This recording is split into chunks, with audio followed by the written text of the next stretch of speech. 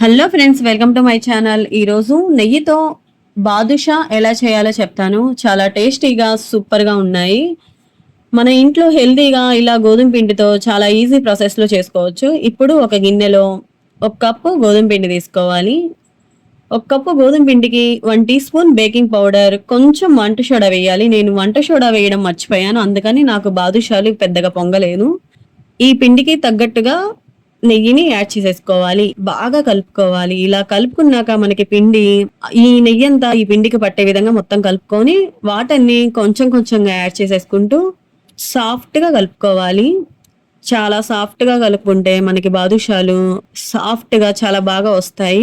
మరీ గట్టిగా కాకుండా గులాబ్ జామ్ పిండిలాగా కలుపుకొని ఈ పిండిని ఒక హాఫ్ ఎన్ అవర్, ఒక అరగంట అయినా నానబెట్టేసేసుకోవాలి. ఇలా నానబెట్టుకోవడం వల్ల మనం బేకింగ్ పౌడర్ వేస్తాం కాబట్టి పిండి చాలా చక్కగా వస్తుంది.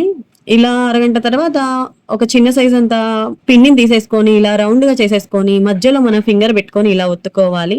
ఇలా చేసుకోవడం వల్ల మనకి అక్కడక్కడ పగుళ్ళొచ్చి మనం నెయ్యిలో వేపినప్పుడు నెయ్యి ఫ్లేవరు వీటికి పట్టి చాలా చక్కగా ఉంటాయి. చాలా బావుంటాయి టేస్ట్. మనం పాకంలో వేసినప్పుడు గూడా బెల్లం గూడా చాలా చక్కగా పడుతుంది. అందుకని మనం ఫింగర్ పెట్టుకొని ఇలా అనుకోవాలి. ఇలా బాదుషాలన్నీ రెడీ చేసి ఒక ప్లేట్‌లో పెట్టేసేసుకోవాలి. ఇప్పుడు దీనికోసం మనం పాకం కోసం పంచదార అయినా వాడొచ్చు. నేను హెల్తీగా ఉండడం కోసం బెల్లం వాడుతున్నాను. హెల్తీ అంటే ఏం లేదు, జలుబు అలాంటివి చేయకుండా షుగర్ కన్నా బెల్లం కొంచెం బెటర్ కాబట్టి ఇలా బెల్లంతో చేస్తాను. ఒక గిన్నెలో ఒక కప్పు బెల్లం తీసేసుకొని కొంచెం వాటర్ యాడ్ చేసేసుకోవాలి.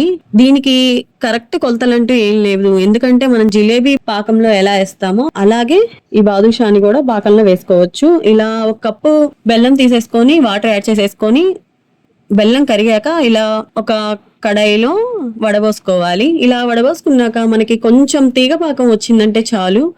బాదుషాలకి మరీ ఎక్కువగా అవసరం లేదు. ఇప్పుడు పక్కన పెట్టేసేసుకోవాలి. ఇప్పుడు ఒక కడాయి పెట్టుకొని నెయ్యి వేసుకోవాలి. మీరు కావాలంటే సన్‌ఫ్లవర్ ఆయిల్‌తో అయినా చేసేసుకోవచ్చు. నేను నెయ్యితో వాడాను. నెయ్యితో కూడా టేస్ట్ సూపర్‌గా ఉన్నాయి. సన్‌ఫ్లవర్ ఆయిల్‌తో కూడా బావుంటాయి. కానీ బాదుషాలు మాత్రం మనం ఫ్లేవర్ లేని ఆయిల్‌తోనే ఫ్రై చేసేసుకోవాలి. సన్‌ఫ్లవర్ ఆయిల్ గానీ, లేకపోతే ఇలా నెయ్యి గానీ, లేకపోతే కొంతమంది మామూలుగా పామ్ ఆయిల్‌తో కూడా వాడతారు. ఇలా నెయ్యి కొంచెం వేడెక్కాక ఈ బాదుషాలన్నీ వేసుకొని స్టవ్ ఆపేసేసుకోవాలి. ఇలా ఆపేసుకోవడం వల్ల మనకి బాదుషాలు నెయ్యి పీల్చేసుకొని ఇలా పైకి వస్తాయి. ఇలా పైకి వచ్చాక మళ్ళీ మనం స్టవ్ ఆన్ చేసేసుకొని ఫ్రై చేసేసుకోవాలి. ఇవి గోధుమ పిండి నెయ్యి కావడంతో బాగా కలర్ చేంజ్ అవుతుంది. మనకి తెల్లగా రావు, కొంచెం కలరు మరీ బ్రౌన్‌గా వస్తాయి. ఇలా ఇవన్నీ ఫ్రై చేసేసుకున్నాక ఒక ప్లేట్‌లో పెట్టేసేసుకోవాలి. మామూలుగా హెల్తీగా ఉండాలనుకుంటే ఇలా నెయ్యితో, బెల్లంతో మనం ఇంట్లో ఈజీగా చేసేసుకోవచ్చు. ఇవన్నీ బాగా ఫ్రై చేసేసుకున్నాక ఇందాక మనం రెడీ చేసేసుకున్న బెల్లం సిరప్‌లో ఈ బాదుషాల్ని యాడ్ చేసేసుకోవాలి. ఇవన్నీ వేసుకున్నాక మొత్తం బెల్లం వీటికి పట్టేలాగా మొత్తం కలుపుకొని మూత పెట్టేసేసుకొని ఒక అరగంట అలా వదిలేయాలి. ఒక అరగంట వదిలేసామంటే బెల్లం అంతా బాదుషాలు పీల్చేసేసుకుంటుంది. ఒక అరగంట తర్వాత బాదుషాని తీసేసుకొని ఒక ప్లేట్‌లో సర్వ్ చేసేసుకుంటే చాలా చాలా టేస్టీగా ఉండే నెయ్యి, బెల్లం, గోధుమ పిండి బాదుషా రెడీ. టేస్ట్ కూడా సూపర్‌గా ఉన్నాయి.